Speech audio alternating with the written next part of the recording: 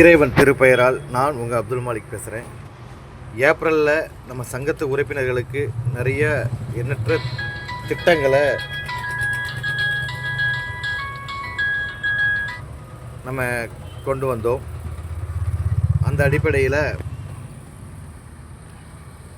முதல் பயனாளியாக இந்த சங்கத்தில் முதல் பயனாளியாக ஏப்ரல் மாதம் 64 வயதை கடந்த அமானுல்லா அவர்கள் 500 ரூபாய் நம்ம உதவித்தொகையை பெற்றுக்கிறாங்க, பென்ஷன் தொகையை பெற்றுக்கிறாங்க.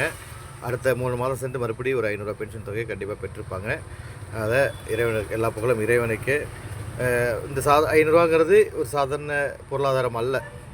இந்த 500 ரூபாய்க்கு ஒரு நாள் உழைக்கலாம், 2 நாள் கூட உழைக்கலாம், சில நேரத்தில் 4-5 நாள் கூட உழைக்கிறதுக்கு வாய்ப்பு இருக்குது. எனவே எந்த ஒரு பொருளாதாரத்தையும் நம்ம குறைவாக மதிப்பிட முடியாது.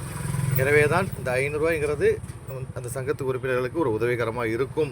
அப்படிங்கிறதுனால இந்த திட்டத்தை கொண்டு வந்திருக்கோம். அது மட்டும் இல்லாமல் எண்ணற்ற திட்டங்களை நம்ம கொண்டு வந்திருக்கிறோம்.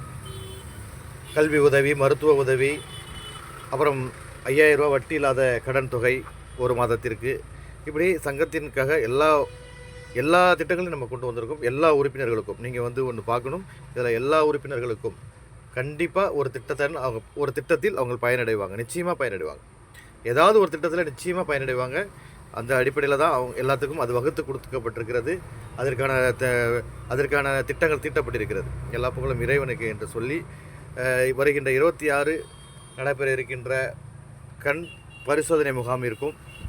அதே நேரத்திலே அதிலே இன்னொரு ஒரு முத்தான வாய்ப்பாக பொது மருத்துவமும் அதில் நம்ம தயார் பண்ணிகிட்ருக்கிறோம். அதனால் எல்லா புகழும் இறைவனுக்கு. இதற்காக நிறைய பொருளாதார செலவுகள் ஆகிக்கொண்டிருக்கிறது. சகோதர சகோதரிகள் தங்கள் முடிந்த அளவுக்கு உதவிகரம் நீட்டுங்கள். நன்மையான காரியங்களுக்கு உதவி செய்வதனால் தயங்காதீர்கள். ஒருபோதும் நன்மையான காரியங்களில் தர்மம் செய்யும் போது உங்கள் செல்வம் குறையவே குறையாது என்று இறைவன் வாக்களிக்கிறான்.